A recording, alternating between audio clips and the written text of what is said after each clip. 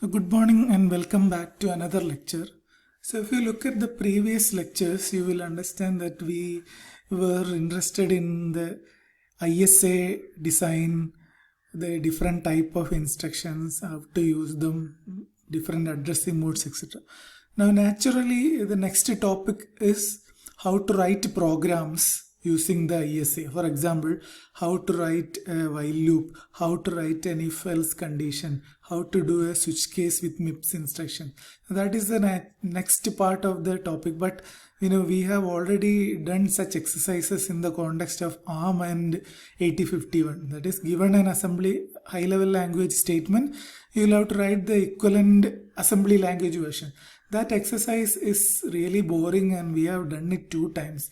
So let us postpone that activity of writing high-level language in terms of MIPS assembly language. That we will do later.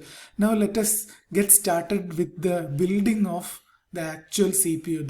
That's what's really exciting. So we will temporarily stop the discussion on assembly language programming with MIPS instruction, and then we will move to data path design. So if you compare with other section, they would have done while loop, for loop, if else, etc. using MIPS. That we also will do, but we'll see more exciting things now. And this assembly language programming, we will look at it later. Okay. Now, how to design the data path, or how to create the hardware that actually executes the instruction. That is our question before us.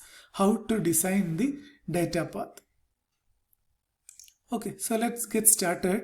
So when we design such a processor, performance is of utmost concerns. So performance is dependent on the performance of a computer system, dependent on instruction count, which is denoted as IC, and the clock cycle time. And the third parameter is CPI, stands for clock cycles per instruction. These are very simple things. So IC, instruction count, let's say count of instruction. Let's say we have 10 chocolate. Okay, and cycle time is the duration taken for 1 clock cycle. And CPI is clock cycles per instruction. Okay, so coming back to our example, I have got 10 chocolates. The time to eat 1 chocolate is 5 seconds.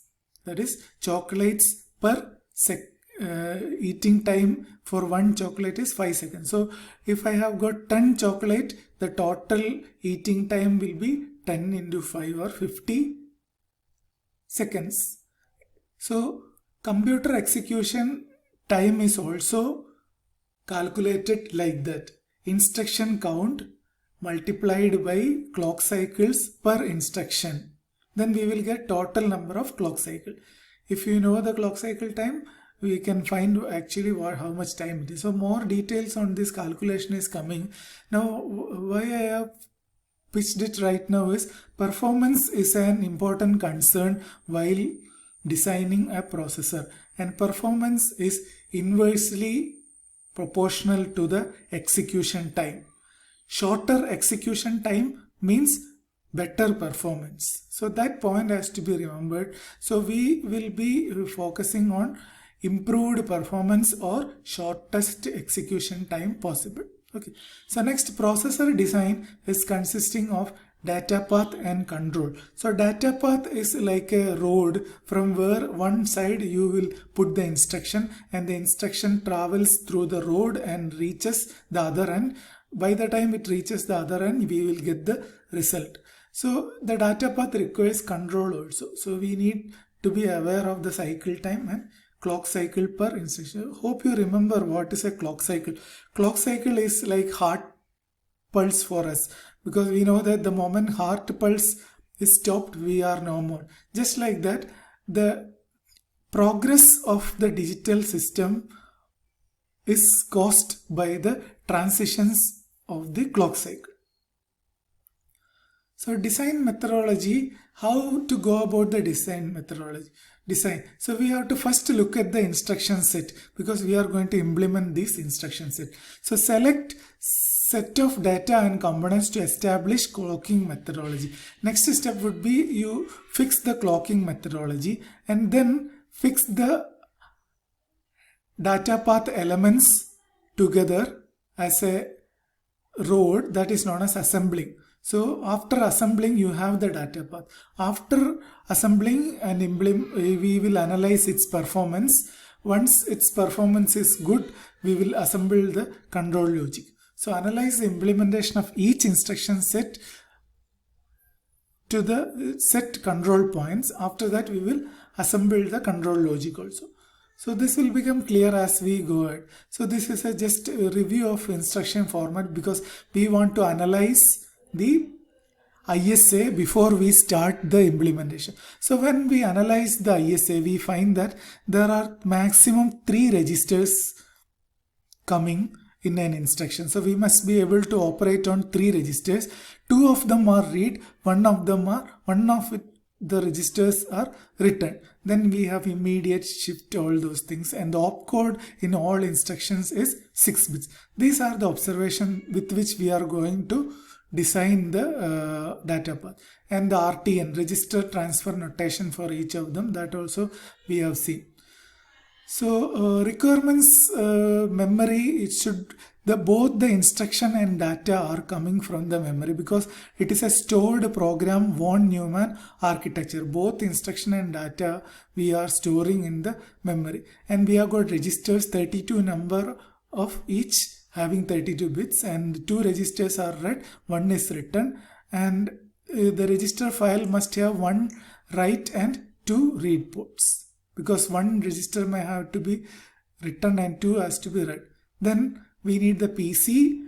PC is the program counter register, and in many cases we need a sign extension hardware because when the instruction contains only 16 bits or 26 bits, we will have to make it up to 32 bits by extending the sign. For that we need an extender hardware and a few more other addition unit for adding 4 to the PC and all, because we want to get the next instruction. So let's see them in detail.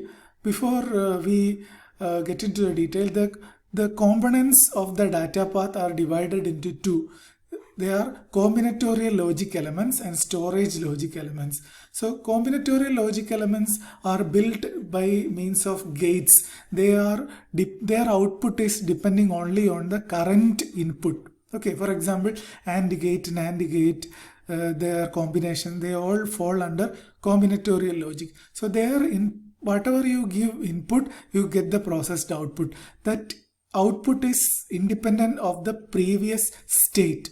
So such logic elements are known as combinatorial elements. Another type of elements have got memory. That means they have storage. For example, flip-flop, shift register, etc. So the output of a flip-flop after the current clock is dependent on the previous one. So such elements are also there. So the storage elements or the flip-flop are operated by means of clock. So we must understand the clocking methodology. So next slide is talking about the clocking methodology. We must understand how the clock is used. So usually the clock is we are discussing is edge triggered clock. That is, the transitions are happening at the edge of the clock. So this is a rising edge and this is a falling edge. So in our example, we are considering the falling edge. So during this time, our input and output will change.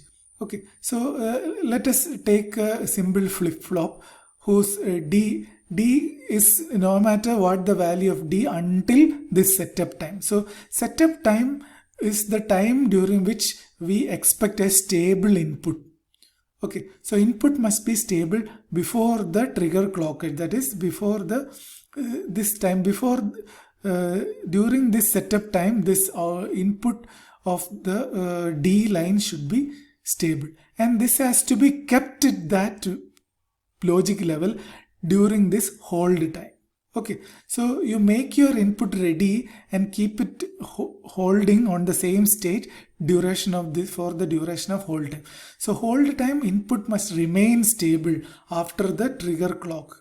So once you do this, you get the output because input is ready. After that, the output will be obtained after this duration, this much duration you will have. So this time is known as clock to Q. So output cannot change instantaneously at the trigger clock edge because we need the logic circuit as a delay. So at the same instant of the falling clock edge, you cannot expect the output.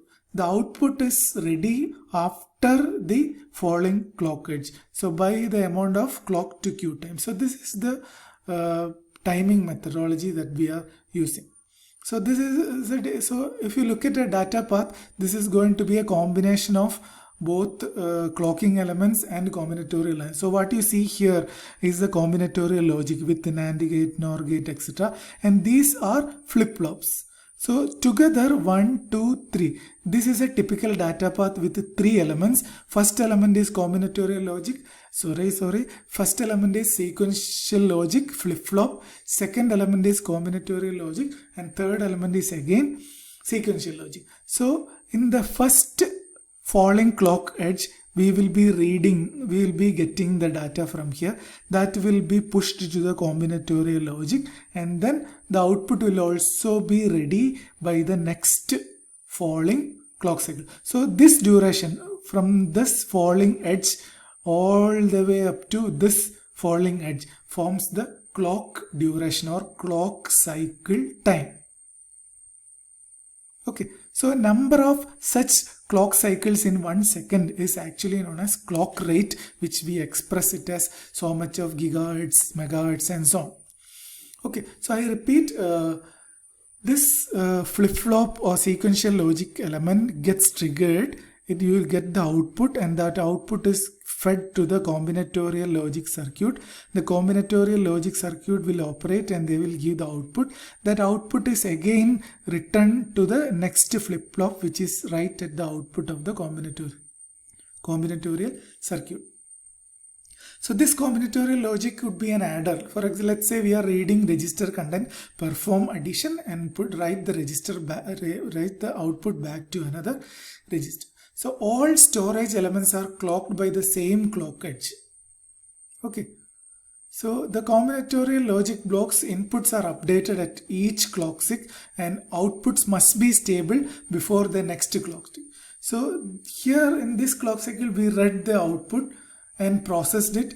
It should be ready before the next clock tick, so that in the next clock tick we can write it into the register. Okay, so look at this diagram carefully. If you have any doubts, please ask me after the discussion. The video is over. Okay, so now let us analyze more on that. So we have got what is known as critical path and cycle time. Now the question that we are going to answer now is, what should be the time between this edge and this time? So this duration must be large enough to accommodate any longest path that can happen plus our setup time and hold time. Okay, so critical path is the slowest path between any two storage. So we must have sufficient time, otherwise these logic gates cannot perform their operation. Okay, so cycle time is a function of the critical path. So this time is a function of the critical path. So it must be greater than clock to Q time, because we need some time for loading the output, plus longest path through the combinatorial logic time, plus setup time, plus clock skew. There will be some tolerance or jitter in the clock. So you find the sum of all this, and our clock cycle time should be larger than this to provide sufficient headroom for the system to work properly. Okay, so think about this and we will have a discussion soon after this video is over. So this clocking methodology is very important to understand data paths implementation.